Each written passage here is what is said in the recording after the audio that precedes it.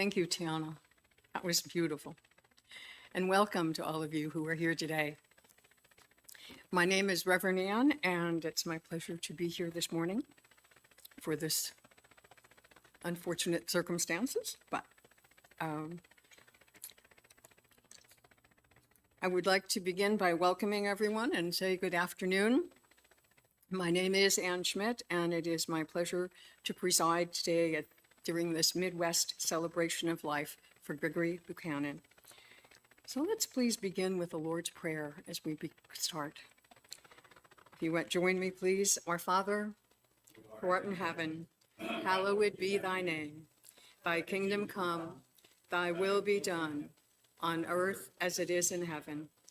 Give us this day our daily bread, and forgive us our trespasses as we forgive them who trespass against us. Lead us not into temptation, but deliver us from evil. For thine is the kingdom, the power, and the glory forever. Amen. You know, I always like to follow the Lord's Prayer up by something that I read and heard some time ago, and that is that the word death in Aramaic, which is the language, of course, that Jesus spoke, really actually means not here, but present everywhere. And it's something that just always feels so right to me when it's included. Because we do know that God is life, the Alpha and the Omega, with no beginning and no end. And that is exactly what we are celebrating here today. Because the truth of Gregory Buchanan, and each one of us actually, is that we are birthless, deathless, and changeless. Each one of us is a spirit that chose to be here, particularly for this time and space experience for a while. And then, when it's time, we move on and go home. I think of it like a caterpillar who builds a cocoon and then dies so that it might emerge again as a butterfly. Because you see, upon death, we too are always born into a new life. So I would like to move into more of the program today by introducing Greg Buchanan, who will be sharing a special poem entitled The Book of Coats that was written by Michael Burke.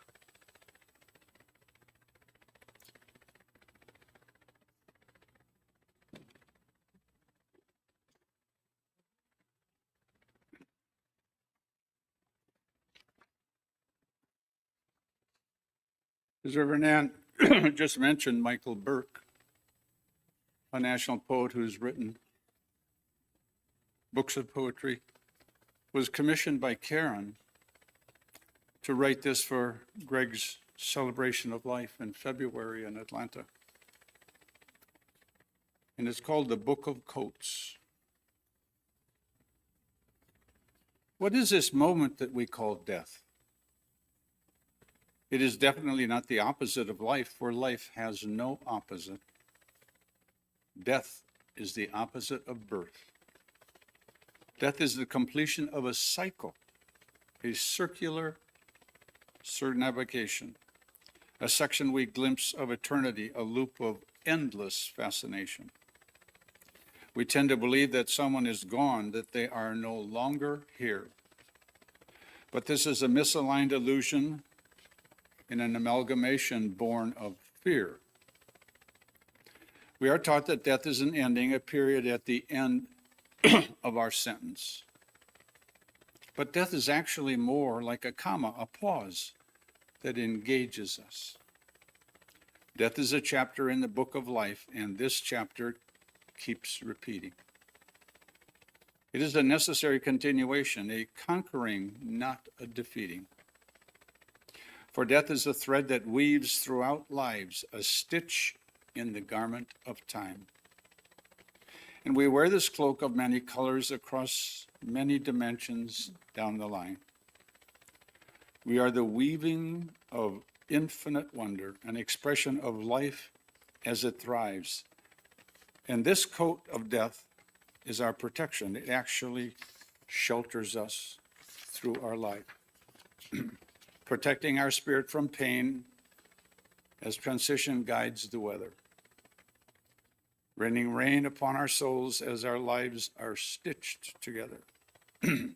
Every chapter threading grace until our book is done, but the book is never ever done, for it is the Father to the Son. We are the birth of every death and the death of every birth. We are the balanced light of stars, the blooming breath of earth. The goodbye that death allows hello to carry on. Hello to another chapter as the book of coats goes on.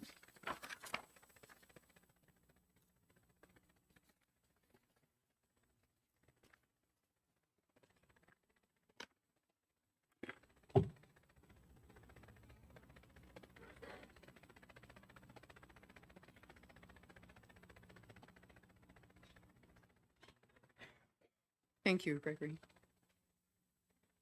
And now we have some sharing from Senator Michael Bushlow.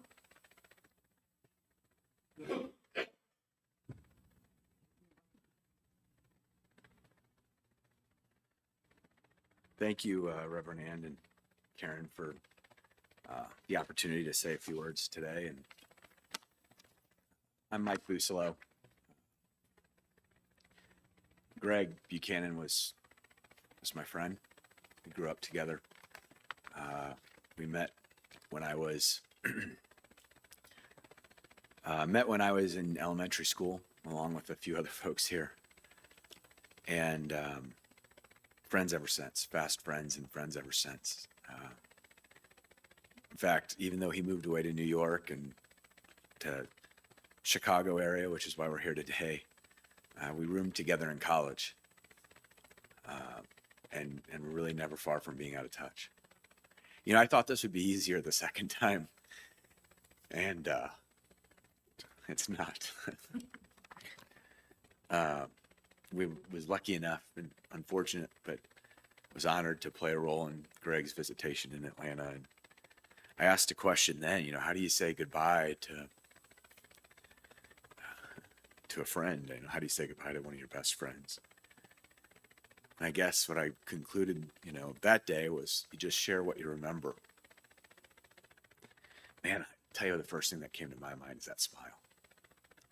You know, I think back to when we met, what I remember about growing up is the smile when he would talk about WWF wrestling. You know, I mean, back in the day, and he liked the Warrior, and I didn't. These were passionate arguments that probably led to some of our political disagreements that came later in life. But the same smile that existed, we were lucky. We went to Europe when we were in high school, and we were idiots. So we went bungee jumping before we could drive a car. And, you know, why not? And I remember I'm sitting on the gondola, and I'm, you know, sort of analytically, like, when I jump out of this deal, if the thing fails, I'm going to hit that tree. Like, that's the one that's going to take me out today. And I look over at Greg thinking he's probably just as sort of evaluating, you know, his life like I am. And he just has a grin on his face ear to ear. I mean, just couldn't stop the guy from smiling. And it's the same grin that he would get, you know, when a beautiful girl would walk into basically any room that was around the man. You know, he just would get this grin on his face. It was irrepressible. It would catch. You know, you'd almost feel awkward because you'd be like, dude, you know, pump the brakes. You know, slow down a little bit. But it was reminiscent and emblematic of his passion, which is what I'll also remember about the man. He lived life passionately. He lived it brightly. You know, he was passionate about where he worked. And at every sense, at every step. Like, he was passionate about where he worked when he first started in Atlanta at AT&T, which he only went to because AT&T did sales reward conferences in Scottsdale. And his sister took him to one, and he's like, man, if I sell enough stuff, I get to go to this. It's a great company. I'm like, well, I guess if that's what, it's your choice. And then from there, he went into insurance and he, found Federated, which he thought was, the best company ever. Nobody could ever beat it. Like, listen, nobody does what we do. And then it was Snelling's Walters, which is a brokerage in Atlanta. And, he's like, this is it. Here's how I can advise business people and understand the way the world works. Then he gets exposed to a type of insurance that allows you to self-insure and captive insurance. And so he joins Captive Resources. And that was it. Captive Resources was, what hung the moon. I mean, they were the best company that anyone could ever work for. And down in Atlanta, there some folks from CRI came. I think we have some CRI guys here today. Judging by the great hair and very nice sport coats, if I know from the guys I met in Atlanta, but John, who is Greg's boss, told some stories about Greg that day, and I hope I'm not stealing thunder, but John couldn't make it today, and these are stories that just encapsulate Greg, who he was as a guy, but also his passion for what he did. So a great story about Greg. Greg was not a morning person, right? He was not the kind of guy who like was up at the crack of dawn, getting some fitness in and like, we're going to seize the day. Like that was not who our boy was. But he was the kind of guy who cared deeply and was going to be 100% into what he was doing. And so Greg's first day at the company was John, his former boss's first day at the company. Both showing up for their first day. And John tells this story and he says, I was told, don't be late, right? Don't be late, John. So John gets there at 4:30 in the morning to Lake Geneva. 4:30, suited up, glistened up, like ready to go. He gets to the first meeting, 8 a.m. meeting, post breakfast, and first presentation's on. And I think John was maybe speaking. And about 45 minutes in, Greg walks in. 45 minutes late to the first meeting. And I don't know about you, but if I've ever been late to a meeting, I don't sit in the second row and I'm not asking a lot of questions, right? I'm sort of going to sneak in and no, you must not have seen me come in. I was just right behind you. He's up. Boom. Question. Well, tell me about this. And I want to know more about that. And it was so much so that the CEO of the company had to tell John, like, listen, that guy works for you. You need to get him to pump the brakes, right? Like he needs to less questions, more listening. Another one that from John that day was how much Greg was passionate about winning, but not just his wins. How he loved to celebrate everybody's wins, whether they were someone at work, whether they were friends, whether they were family. He loved celebrating other people, even when it didn't benefit him. And that is special in life. That's a joy and a passion that doesn't exist in everybody. And he worked hard. I mean, he was a successful guy. I think the sales awards were outside. But it was poignant to me on that day. John said, one of the founders of the company came to Greg's celebration of life in Atlanta. Sammy is his name. And he said,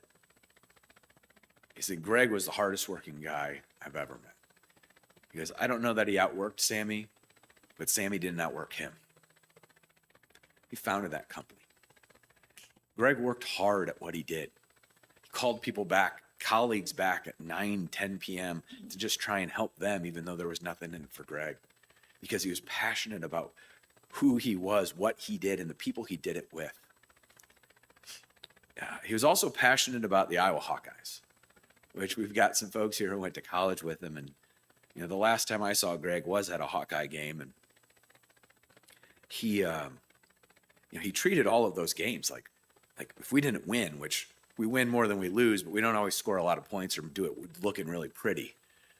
Greg was just, it was win or die, win or lose. It was like the Super Bowl.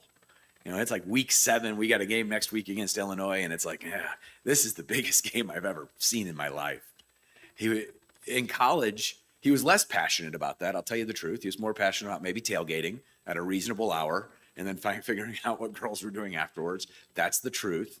But he still cared about the wins and losses. And he was just somebody who lived that way. And as you can see, he was passionate about his girl, passionate about his dogs throughout life.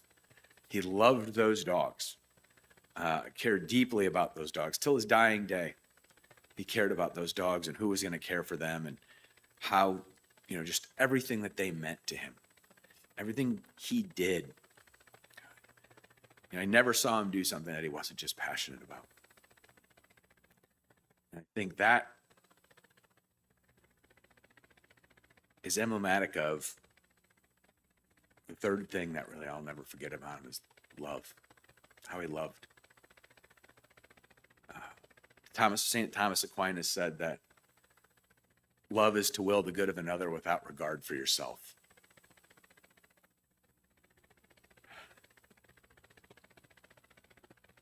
He loved his friends. He loved his friends. He would do anything for his friends' families, showing up for them, being there for them, cheering them on. I remember when he lived here in Chicago, he introduced me to his best friend, Bobby. Somebody who was his best friend till the day he died. And he just thought Bobby was the coolest guy. He would talk Bobby up to me. He'd be like, man, you got to meet this guy. He's the toughest guy I've ever met. He's the coolest guy I've ever met. He's just awesome. He's loyal and he's great. And he was his biggest fan because he loved him. He had friends from Davenport, where we grew up, went to college with. And he'd comment on them and just check in on them. And, they would have a kid or they'd post a picture on Facebook about their family. And he'd be like, you have a beautiful family. What a thing to say, right? What a compliment to give somebody. You have a beautiful family.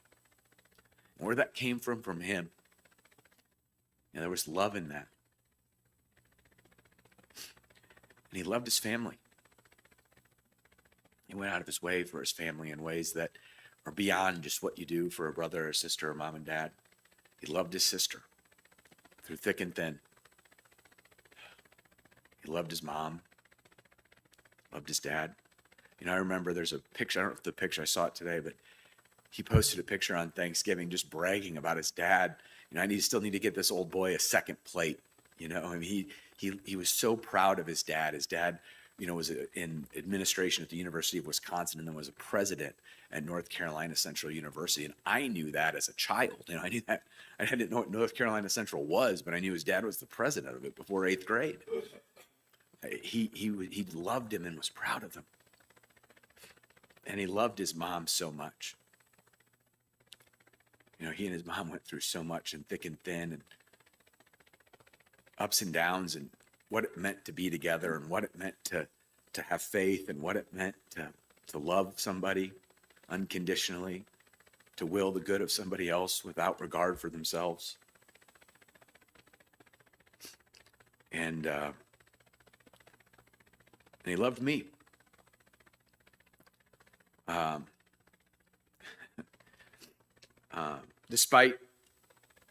I'm a state senator. I'm not that big of a deal, but Greg and I, we had different political opinions. That's just, you can do the research. And Greg was just my biggest fan. Now, he might give me an earful about the president, or he might give me an earful about some congressperson, but he would donate to me every single year. He would cheer me on and wish me for better. He would say, you need to reach higher and farther and be better and do better. And he did it because he loved me. He didn't do it because he loved my politics. He didn't do it because he really cared about Iowa politics or policies. But he did it because he loved me. He loved hard. He loved his friends. He loved his family. Since Greg passed away, I've had a tough year. Lost a guy who worked for me a few weeks after Greg. Lost my aunt the month after that. And then one of my best friends in politics was diagnosed with a brain tumor. His wife, 3 kids under 12 years old.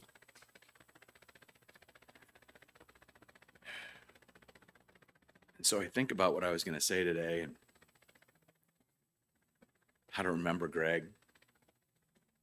And it isn't that you say goodbye. It is that you remember. Remember that smile when you first saw it or when you last saw it. You remember that passion that he took to every single thing he did. You remember that love that he had for other people, selfless love for other people, caring for them, even though it didn't do anything to help him. Life is short. We make plans and God laughs. Check in with people. That's how I'll remember Greg for the rest of my life. I'm going to check in on people that I never thought to check in on. I'm going to check in on people who seem okay, who drive great cars and have great houses, and are wonderful people and love hard and are passionate and smile every time I see them. I'm going to check in on them. Because I wish I'd done it more, maybe. Because I'm going to miss him.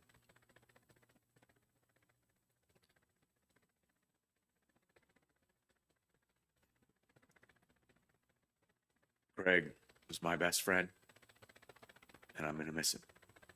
Thank you.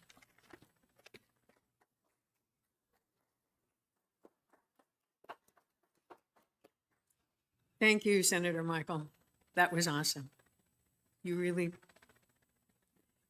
created a picture that even somebody like myself who just learned about Greg recently was able to see and understand. Thank you for that. And now we do have some time for open sharing and memories.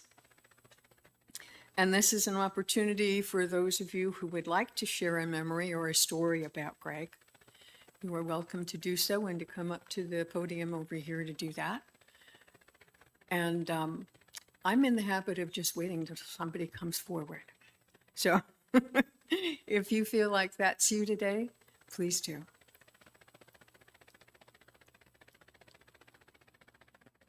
It's always difficult to get the first one up here, isn't it?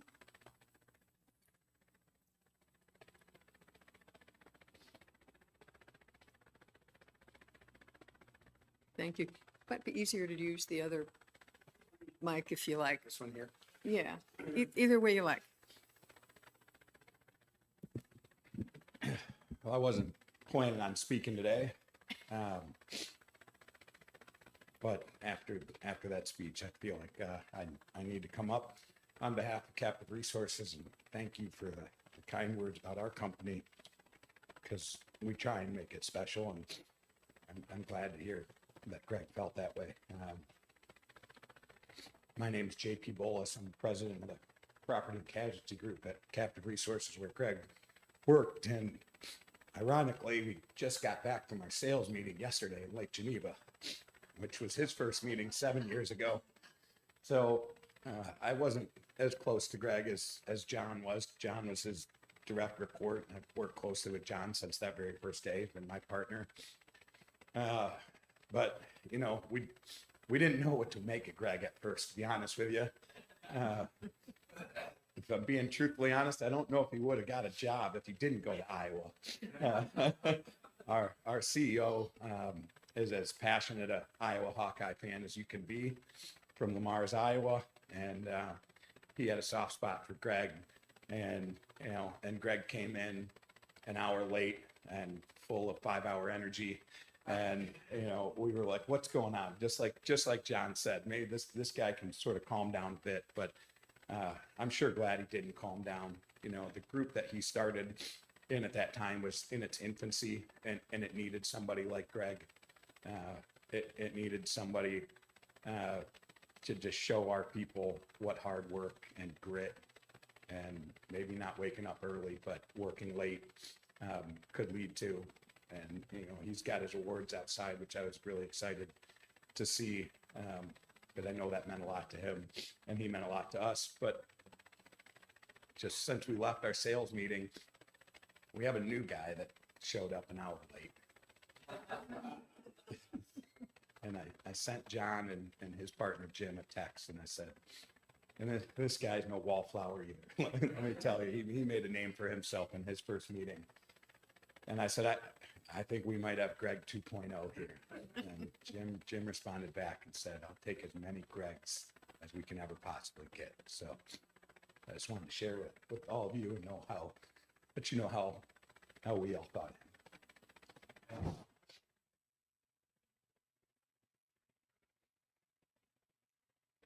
Thank you. That was wonderful. And if anybody, pardon me, if anybody else is ready to come forward, please do.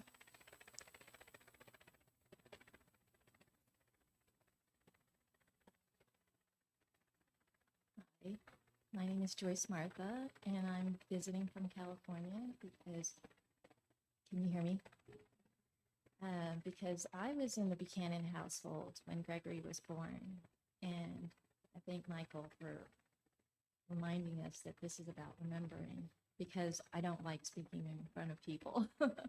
But I do remember the day. It was a snowy day, the first snow we've seen that entire year. It was beautiful, it was quiet and hushed, and they brought home this beautiful baby in Gregory, and you could imagine him being beautiful, and I don't know if you could imagine him being nearly 10 pounds. He was a big baby. So I was thinking, oh, Karen, after birthing basically a bowling ball, let me take that baby. So I held on to Gregory a lot, and I held him in his little front pack. And you have to imagine me without my heels and 20 pounds lighter. I would carry him in the front pack everywhere, and people would say, put that baby down, he's as big as you. But he was a baby that I remember just looking around. He would look around, very calm, very content, probably because he was nursing with you, and I would get him afterwards. So he would be very content. And I think that personality stuck, because when I got to see him maybe 4 or 5 times later, same thing, wide eyes, seeing, observing everything, but not really as verbal, at least with me. And the one time he came to California when he was about 12, I had this really bad idea to go to the beach. I thought, oh, he'll want to see the Pacific Ocean because he'd never seen it. This will be great.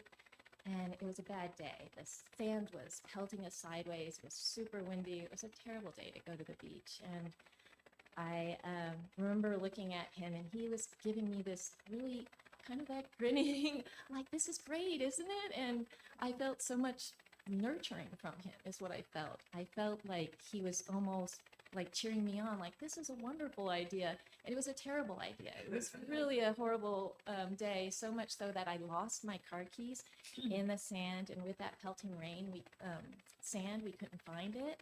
And again, he was just, at that age, he could be cheeky, he could be, say something, but no, he was just super supportive and nurturing to me at, that young age. So the baby I saw that was born that snowy day, his personality stuck, like people said. I'll miss him. I guess we don't. So let me just, you were going to come in first, so let's do that before I do any other stuff, okay?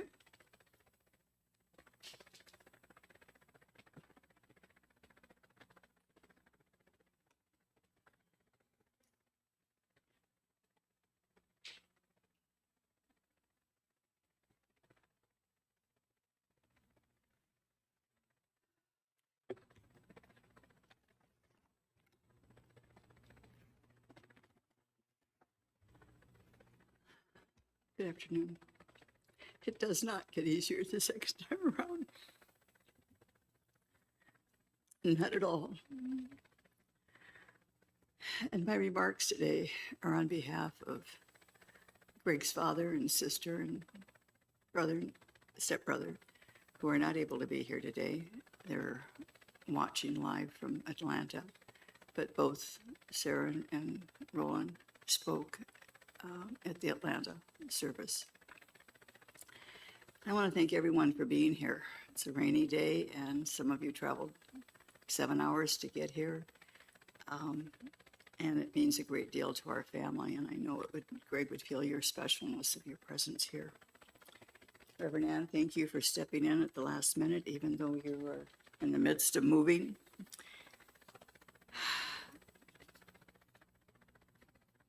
Kate, our new church secretary, thank you for all of your help in helping to make the arrangements today. We really appreciate your extra effort.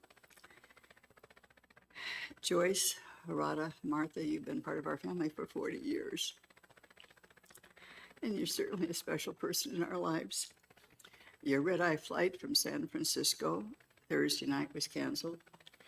You arrived at the airport, and you spent all day Friday making new arrangements, going to cities that were not on your flight plan, and got in very late last night.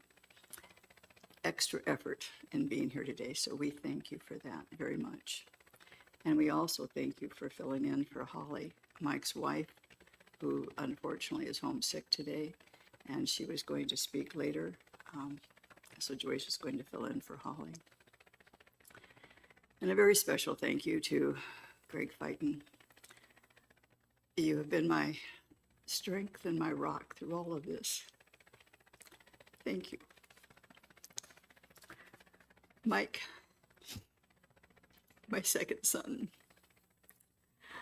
especially want to thank you for writing Greg's obituary, for speaking at both of his celebrations of life, for your ongoing support and helping me get through the last few months, even though you've been dealing with the grief of your friends and your aunt at the same time. Most of all, I want to thank you for being such a wonderful soul brother to Greg. The two of you experienced so much of life together for 35 years, a little longer probably. Greg loved you. You were and are his soul brother. There's just no question about it. And I want a very warm and grateful thanks to all of Greg's friends and colleagues who are here and sharing their experiences. You knew him well, both the fun side as well as the serious and the professional side. Although I think his fun side was so embedded in his professional side that it was sometimes difficult to separate the two. From the time Greg was born, he was a delightful and fun child. Whether it was in play with his friends, dressing up at the whims of his sister as she played with her friends, or at the age of 3, congratulating college seniors with great gusto as he stood in a receiving line with his parents. Greg loved his nooks, his pacifiers. Once he moved from the baby stage and would have normally given them up, he wouldn't. He would not put just one in his mouth, but 2, 3, 4, and as many as 5, just for the fun of it, all at the same time. As he got older, and long past the time he should have given them up, I needed him to stop. So on his 4th birthday, we put all of his nooks in a box, wrapped them up, and I told him that I would save them for his firstborn child. I kept my promise. And we were not so blessed.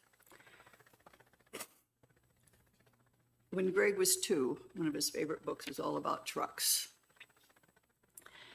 So when I-40 was being constructed in North Carolina, a little over a mile from our house, I would take him over there and we'd watch all the earth movers and the tractors and the plows and whatever.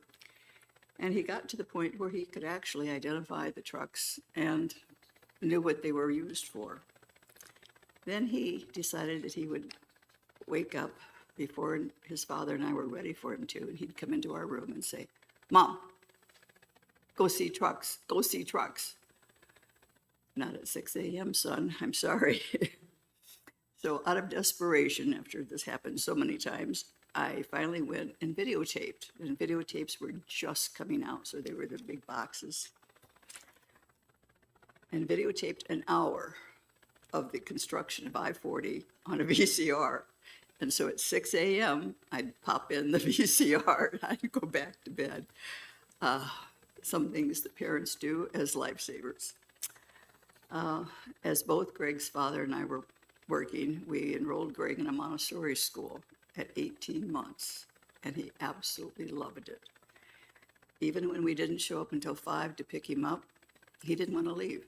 He wanted to stay there and be with his friends and just enjoy their fellowship. During his Montessori years, he was exposed to thinking about and questioning the world around him. As he grew older, Greg became a serious, deep thinker. His middle school Sunday school teachers often told me that they had to be well versed because they never knew what deep and profound questions he would ask. Greg was an old soul who sincerely believed he had lived many earthly lifetimes. One time when he and I were talking about Mike, he said, "Mom, Mike and I were your sons in another life." And I never questioned it. He was quite convinced of that, and actually, Mike, I am too. The two of you have just been together so much that, and it feels so natural. And I still sign my letters to you, Mom number 2. He had a great sense of humor, an impish grin that was frequently present, particularly when he were trying to take his picture. And if you look on the picture board out there, you'll see that little smirk wherever it is. One time at Christmas, I wanted a nice picture, right, of the two kids. Took a whole roll of film to get one, and I decided to give it up and just use what I had. He was great fun to be with, had a deeply loving, sensitive side to him that didn't always show, but very sensitive at his core. He was naturally very intuitive, and a gift. That was a gift that guided him throughout most of his life. Expanding a bit on your letter, on Greg's letter on the back of your program, which he wrote at 14 for his confirmation. Greg was 12 when he had the angel experience. When he came downstairs to share with me the visit from the angel, I really was at a loss of how to explain it to him, although I knew the visit was very significant. We talked for several hours before getting a little more sleep before he went back to school. After getting him off, I walked down to the bay in Seacliff, New York, where we were living at the time. And as I walked, I asked for God's guidance and help in how to explain this angel to him, not something that I'd ever experienced before. As I walked, what came to me was to use Carl Jung, who is the noted Swiss psychologist who wrote extensively about dreams and their meaning, as a resource. So when I went back home, I looked up the colors white and yellow. The angel was all in white and carried a single white candle with a bright yellow flame, which are represented by the rose in the bouquet. And then I thought I understood why the angel came. So when Greg came home that afternoon, we sat down. I said, "Honey, I think I know why the angel came to visit you. She was to remind you. She was reminding you to use your gifts of intuition, magnanimity, and generosity and leadership." Greg immediately understood, but said, Well, she didn't have to scare me. I said, perhaps not, but she did get your attention. Angels were very much a part of Greg's life from then on. And the Isabel Bloom angel that you see over by the candle has been on his bedside for many, many years and decorated his home. Mike talked about when the boys went to Switzerland to visit Greg Hassey and his parents. Growing up, the three boys, Greg, and Mike, were always together. We had 12 boys in our neighborhood. It was a wonderful place for the kids to grow up. And Greg, and Mike were the trio, always together. And so when the boys went over there, not only did they have a wonderful time, but one of the stories that Mike didn't share was on their way back home. They were going to stop in Mosingen, Germany to visit a friend of mine. And they had to stop along the way. And they apparently looked lost. And this woman came up to them and said, "May I help you? And where are you going?" And the boys told her, and she said, "Well, follow me. I will get you to where you need to be to get on the right train to Mosingen." Greg later said to me, "Mom, that woman was an angel." And I said, "Well, how did you know?" "Well, she disappeared immediately after she got us on the right train, but I just knew intuitively that she was an angel. She showed up when we needed her." Greg used his gifts throughout his life and demonstrated them in many ways, as Mike said, with his family, with his friends, with his colleagues. He knew not a stranger. He was generous with those less fortunate, as well as with his family and friends. Greg deeply loved his dogs, most of whom came from shelters, and he was a great believer in helping furry friends find new homes. Although there are many, I'd like to share just a few of the ways Greg demonstrated his kindness and generosity.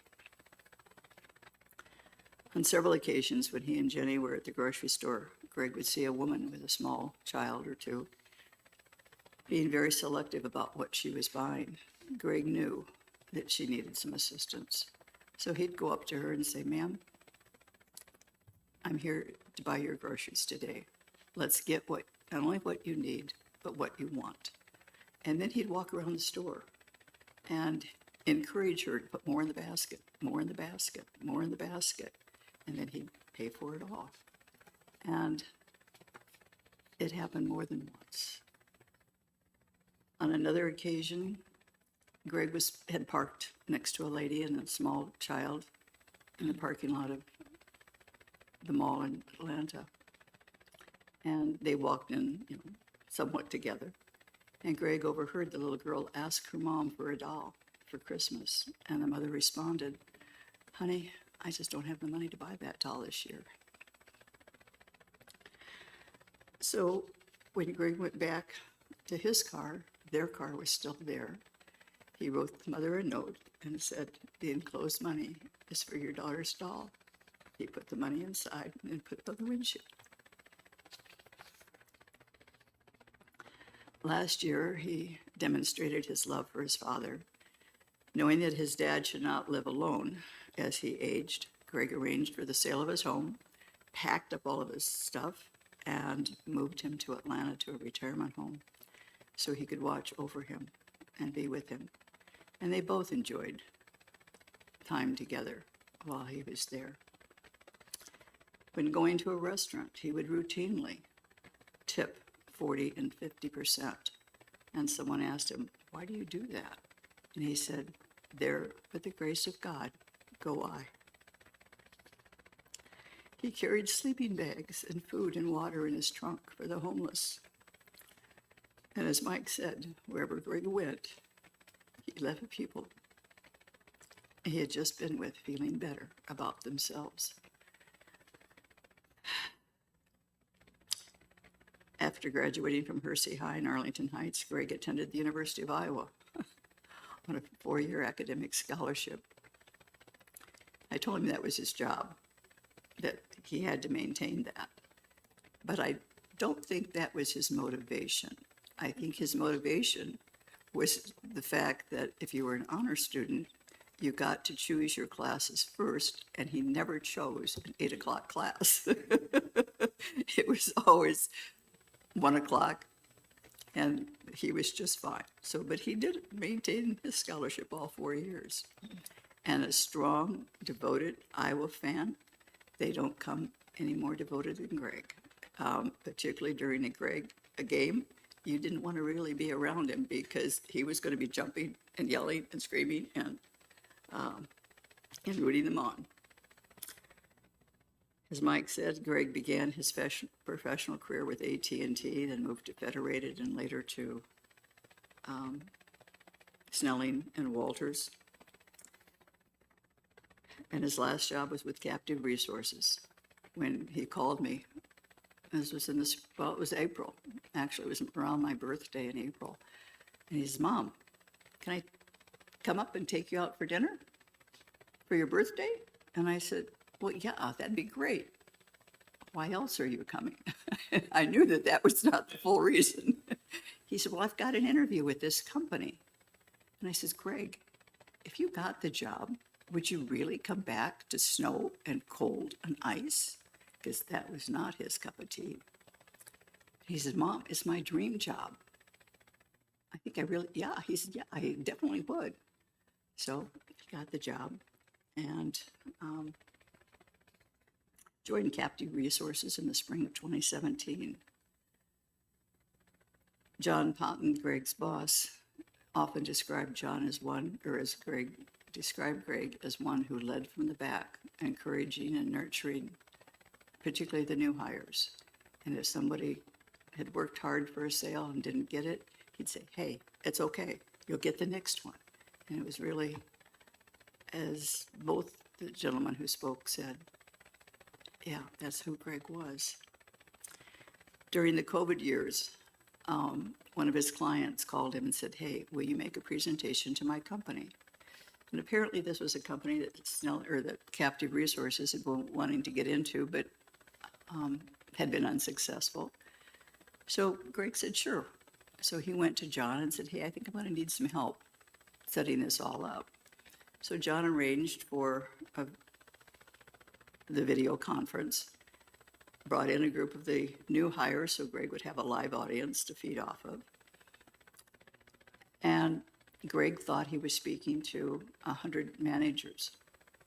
So after it was all over, and he found out that there were 1,000 managers on that video conference call from all across the United States, his phone the texts came in, his email blew up, and he went back to John and said, hey, I can't handle all this business. Give some of it to the new guys. I mean, this is way beyond what I can handle. Sales was how he made his living, and yet he generously passed it on because he knew that it was more than he needed and could handle.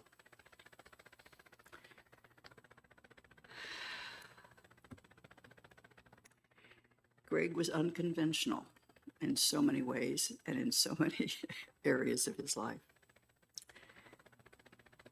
Although Greg would probably shoot me for saying this one, but John shared this with Greg and I when we were in Atlanta. But it's typical of Greg. Greg was on a call with 12 CEOs on his phone, on speaker, walking down the street, walking his dog Bella. Hey, how you doing? Good to see you. Honk, honk. John, when they got off the call, didn't know whether to wring his neck or hug him because he closed the deal. Greg was number one in sales at Captive Resources, and he always did the job. Regardless, he always did the job.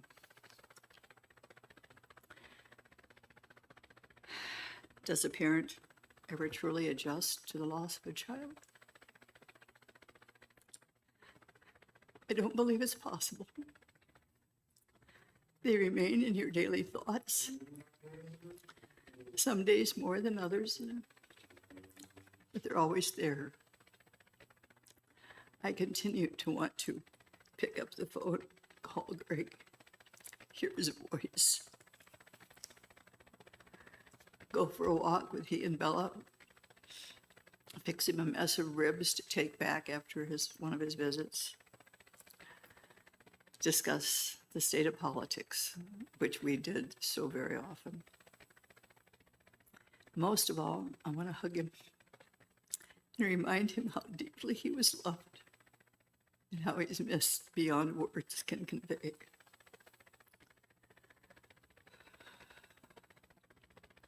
To honor Greg, I try to carry on his kind and generous and loving nature by doing what Michael Burke suggests in the poem, "When I Die, Give Me Away."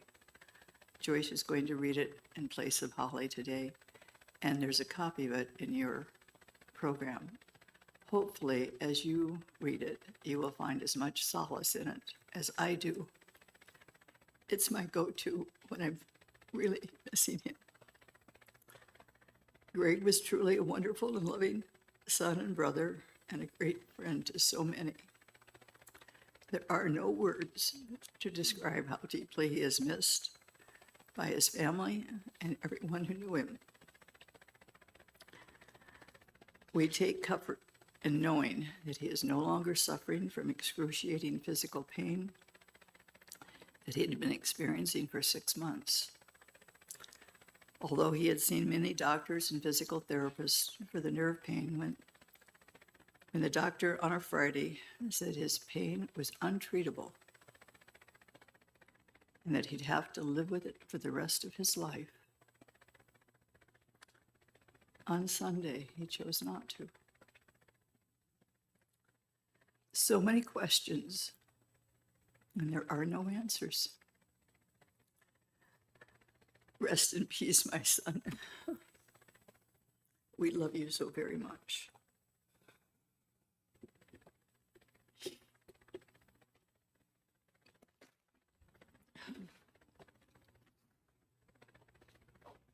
Thank you for your bravery.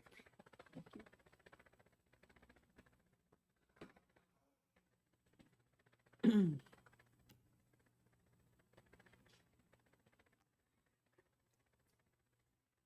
Go, do you have something? Please do. Please.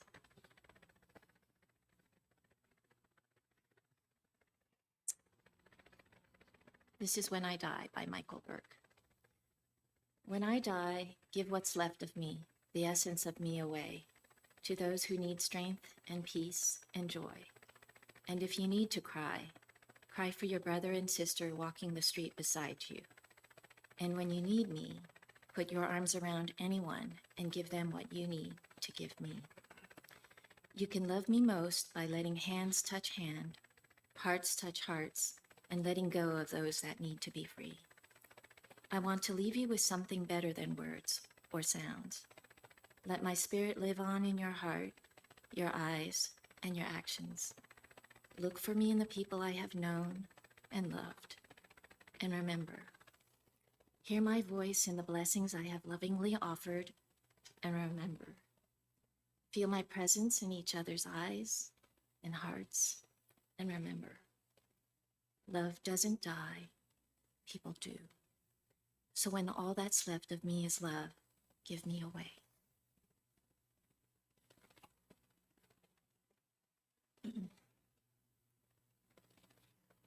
Thank you for that.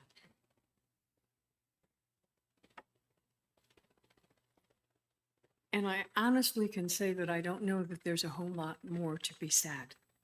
There has been so much heartfelt sharing and tears and just that remembrance that we always find at a time like this. So I think we're just going to close with a prayer. I'm sorry?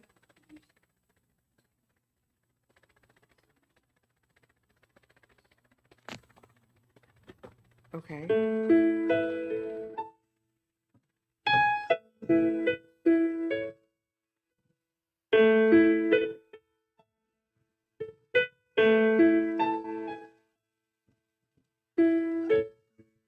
So many times I noticed, so many times without a word, So many times you gave of yourself.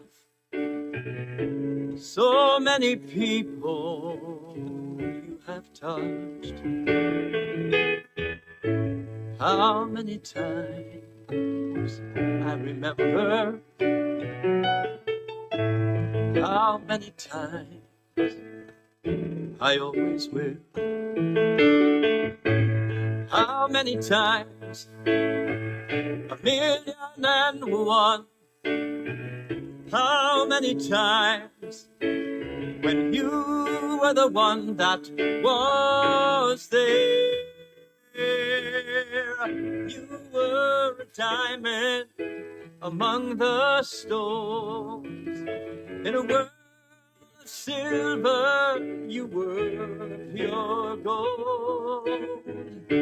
The sun when it was raining, and the fire when we were cold. You were a mountain, yet a flower. A dreamer who nurtured others' dreams. You lived and loved. You were a living light. May your light live on in me.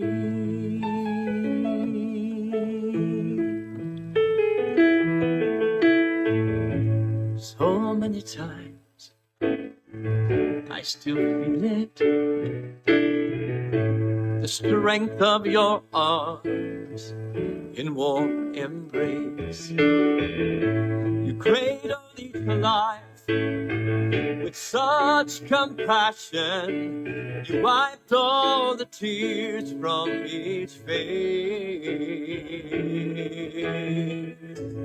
How many tears have I shed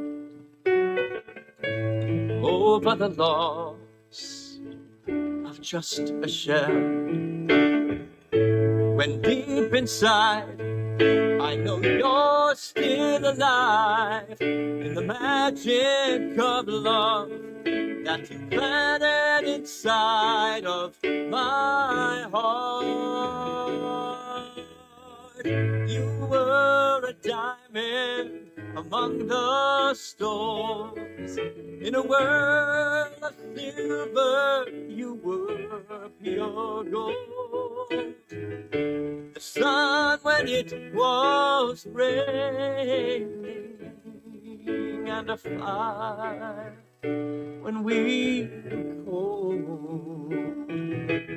You were a mountain, yet a flower.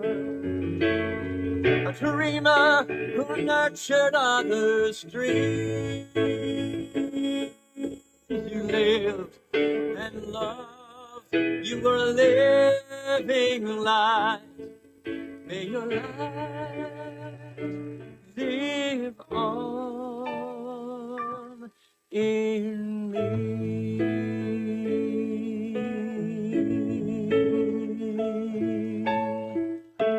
So many times, so many good times, I know your light lives on in me.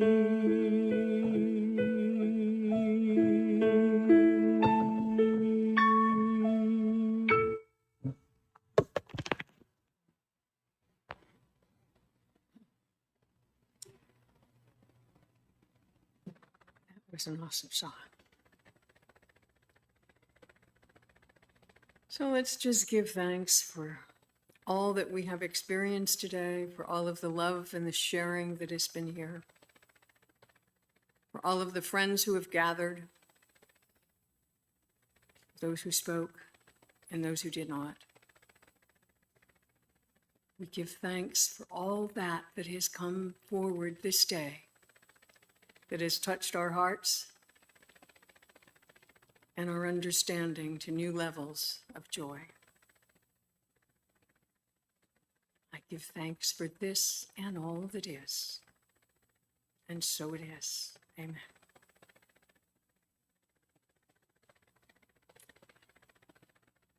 And I believe that other than our postlude, which is coming next, right?